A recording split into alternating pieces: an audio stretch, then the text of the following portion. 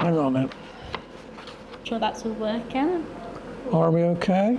Can you just introduce yourself? Yeah, okay then. Hello everybody. My name's Charlie Dobson, the founder of Spandex. Who would have thought that some 50 years after my wife and I founded the company, that the company would still be here, going strong. So it's a great achievement. But I think at the heart of it all are everybody who works for Spandex. They're the ones that in my day, and I'm sure it's the same now, are the driving force behind the company.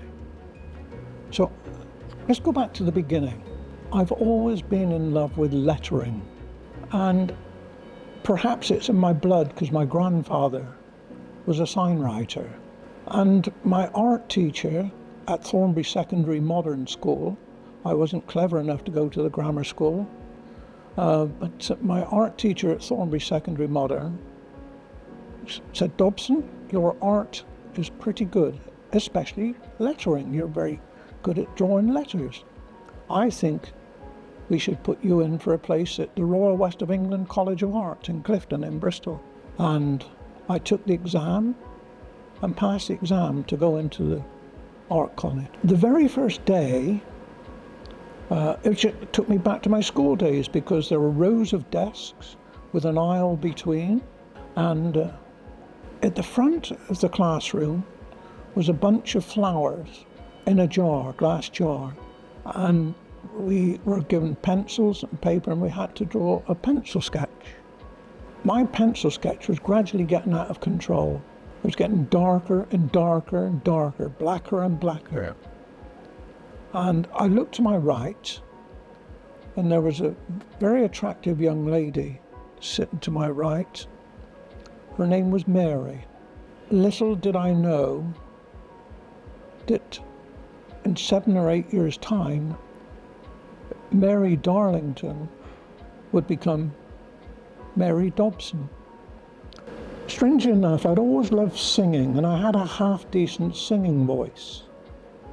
And I put together a local Bristol band or group, whatever you'd like to call it, and we were moderately successful in as much as that we cut, I think, 8 singles with major record companies, Decca Records and all the biggers.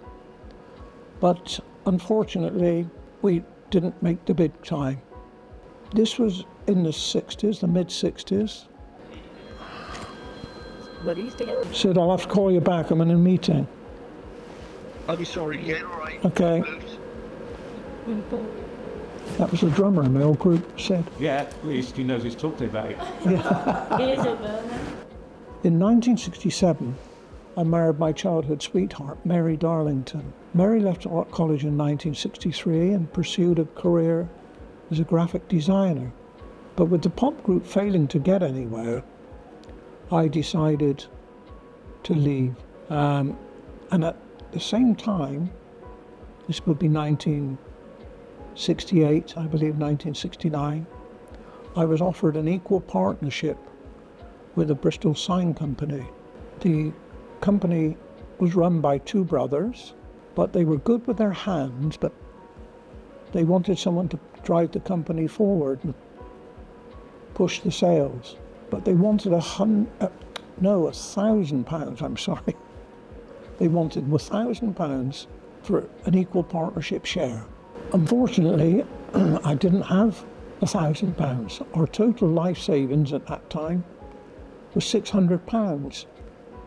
So Mary gave me permission to offer them the £600 life savings, which they accepted. The very first job we had in the sign company to supply acrylic fascia panels to about 100 local small shops in the southwest of England. But the problem was these shops and fascias could be between vertical pilasters, so you couldn't slide the perspex sheets in from the left or right. It could be under a canopy, so you couldn't drop the sheets down from the top because the canopy obstructed any ability to do that. So I designed a small piece of aluminium which I thought would overcome the problems. This would have been close to 1970 now. Mary was at home because she was expecting a baby.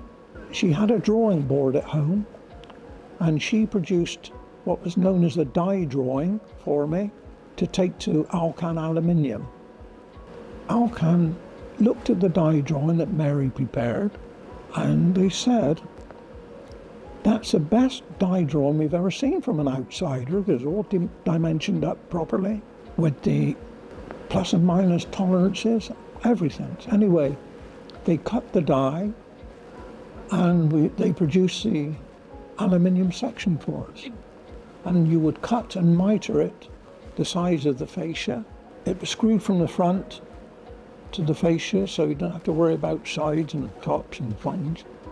And the acrylic panels entered into the front of this extrusion, and it had a hanging strip on the top of the acrylic panels. So the panels were just hanging inside the frame. And there was an interlocking device to lock the panels together, but they were free to move within the aluminium section. Anyway, to cut a long story short, it overcame all the problems that we envisaged we would have.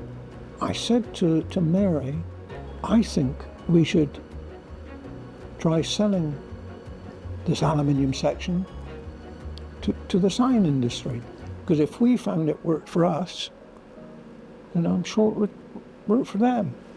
I applied for a patent in my name, and the patent was granted.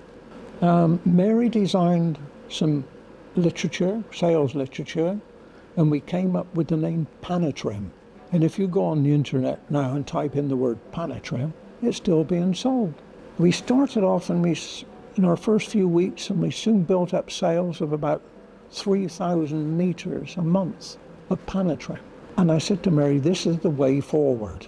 Not making signs, but making the sign maker's life easier by coming up with products like Panatrim. Unfortunately, the partners in the sign shop felt otherwise, and they felt that I should be concentrating more on selling signs rather than sign systems. And I decided, well, if that's the case, I see a future in sign systems extrusions. And I wanted out. I asked the partners for, I think it was £50,000 that I would accept. And I said, I'd like to take a product with me. And they said, okay, which product would you like? And I said, well, I'd like the Panatrim product.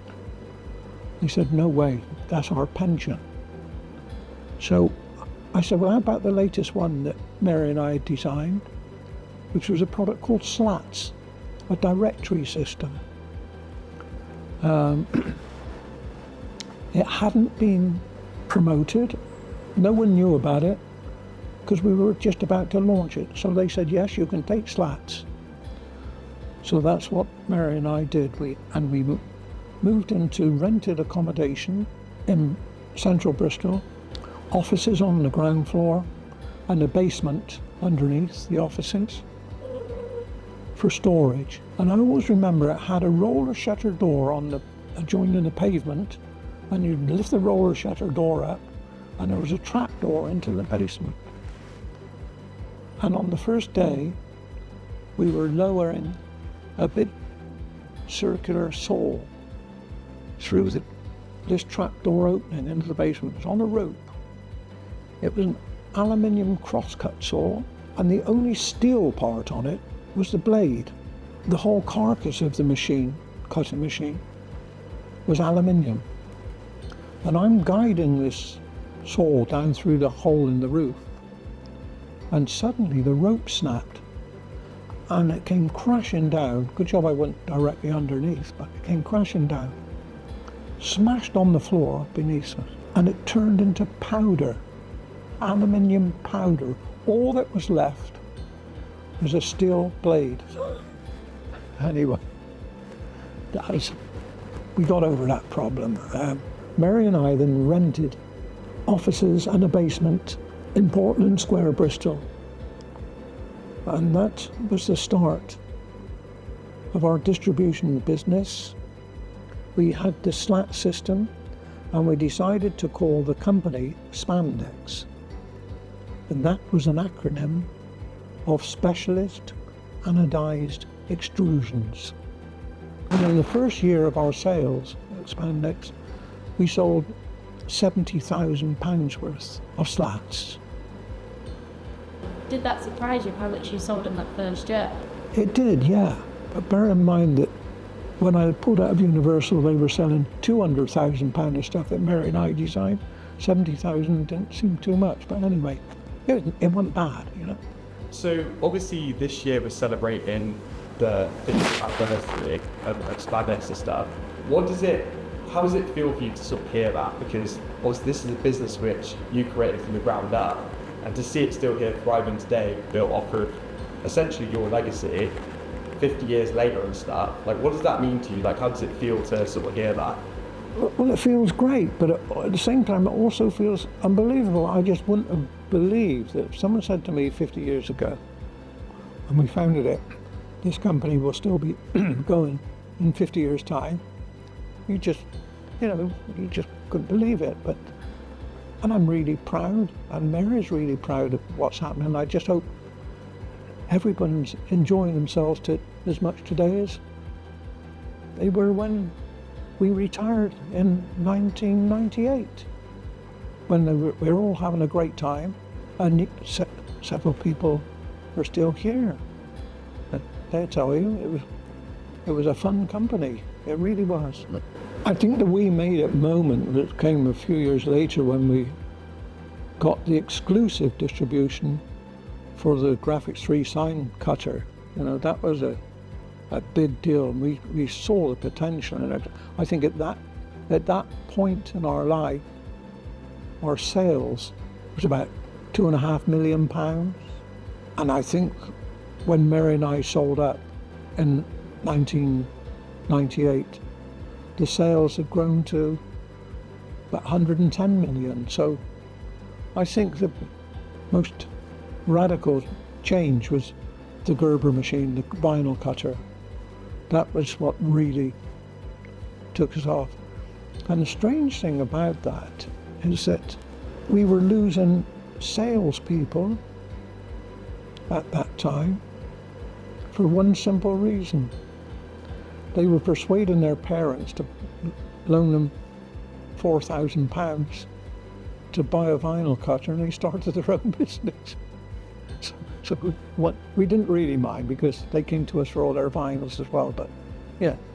So it really was a sign-making revolution that we were creating, and we exploited it with some wonderful people, really wonderful people, and we all had a great time.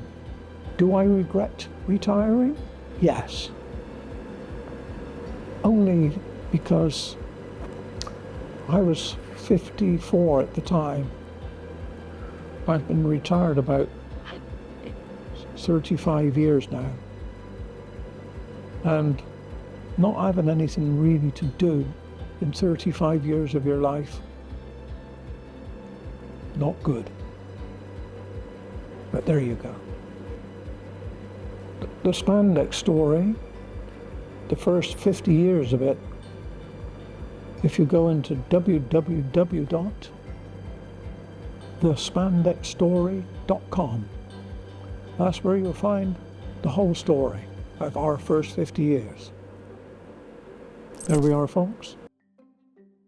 Well, think you can get anything out of there, Robert? No. You remember Mark, don't you? He was brilliant. I always remember one of his ads: buy anything other than a Gerber Graphics 3 and you'll get eaten alive. That was good. Yeah. Anyway, there you go. That's amazing. All right.